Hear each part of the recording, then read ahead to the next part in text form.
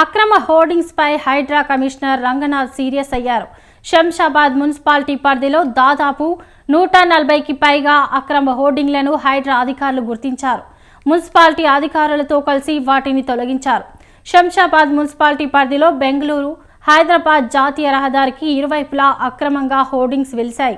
Municipal సిబ్బంది ఇప్పటి వరకు పట్టించుకోకపోవడంపై స్థానికులు ఆగ్రహం వ్యక్తం చేస్తున్నారు. దీంతో పలువురు ఫిర్యాదు చేయడంతో 140 అక్రమ హోర్డింగ్లు భారీ పోలీస్ బందోబస్తు నడుమ తొలగించే ప్రక్రియ చేపట్టారు.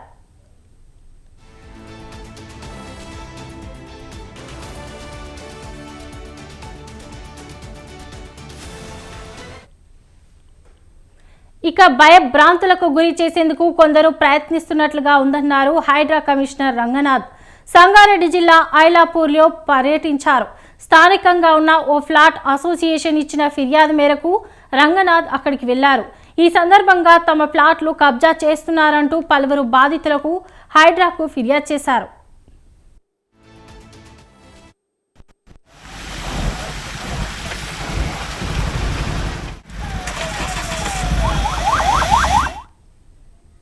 హైడ్రా కమిషనర్ రంగనాథ్ బాధితుల సమస్యలు వింటున్న సమయంలో హైకోర్టు న్యాయవాది ముకీం జోక్యం చేసుకోవడంతో ఇద్దరి మధ్య స్వల్పంగా వాగ్వాదం జరిగింది.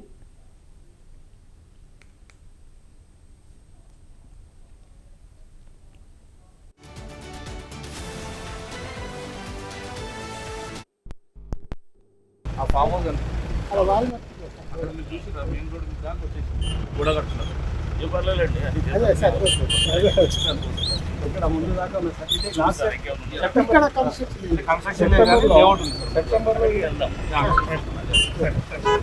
ఆ ఫామ్ హౌస్ చూసిరా మెయిన్ రోడ్ దాకా వచ్చేసి కూడా కడుతున్నారు. ఏం పర్లేదండి, ఇక్కడ ముందు దాకా కన్స్ట్రక్షన్ సెప్టెంబర్లో వెళ్దాం.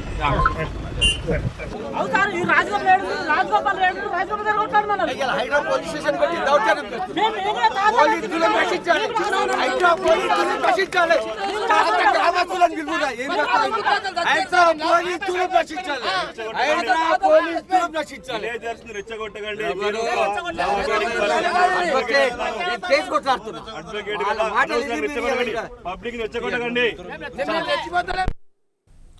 కోర్టు పరిధిలో ఉన్న అంశాలను పరిగణలోకి తీసుకుంటామన్నారు హైడ్రా కమిషనర్ రంగనాథ్.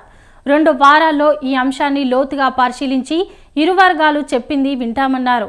కోర్టు పరిధిలో ఉన్న అంశాలను పరిగణలోకి తీసుకుంటామన్నారు. అన్ని అంశాలను పరిశీలించి 2 నెలల్లోగా సమస్యను పరిష్కరిస్తామన్నారు హైడ్రా కమిషనర్ రంగనాథ్.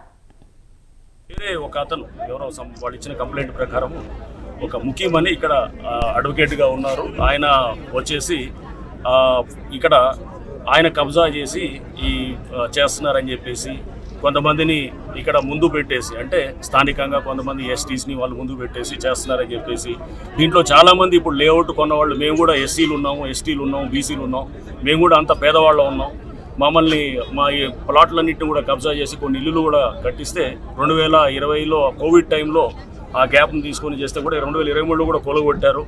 ఇంకా కడుతున్నారు వాళ్ళు. ఇక్కడ స్థానికంగా ఉన్నటువంటి ఏదైతే వాళ్ళకు ఉన్నటువంటి బలాన్ని ఉపయోగించి చేస్తున్నారనేది ఒక కంప్లైంట్ మాకు రావడం వచ్చిన ప్రజావాణిలో వచ్చిన కంప్లైంట్.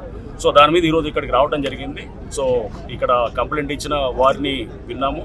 అండ్ అట్లానే ముకీం గారు ఆయన కూడా వచ్చారు, అడ్వకేట్ గారు ఆయన కూడా వాళ్ళ ఆయనదే చెప్పారు. బట్ ఇది ఇక్కడ కాదు, మేము పర్సనల్గా అందరితోటి డాక్యుమెంట్స్ కాల్ఫర్ చేసి దీని మీద లోతుగా మేము స్టడీ చేస్తాం.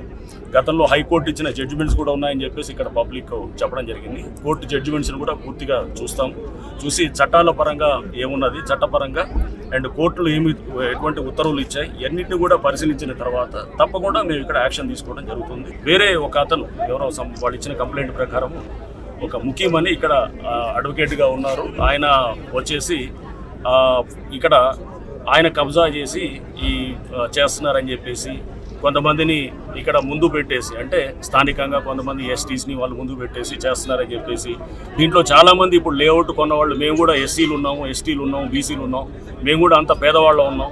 మమ్మల్ని మా ఈ ప్లాట్లన్నింటినీ కూడా కబ్జా చేసి కొన్ని ఇల్లులు కూడా కట్టిస్తే 2020లో కోవిడ్ టైంలో ఆ గ్యాప్ని తీసుకొని చేస్తే కూడా 2023లో కూడా కొలగొట్టారు.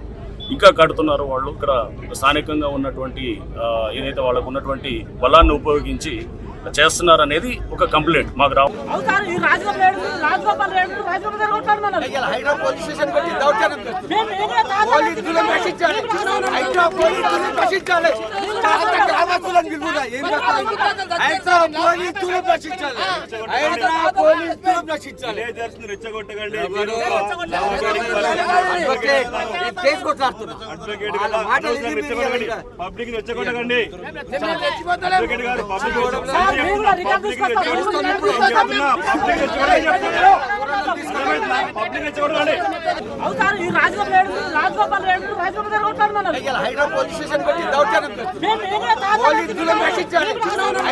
పోలీసులు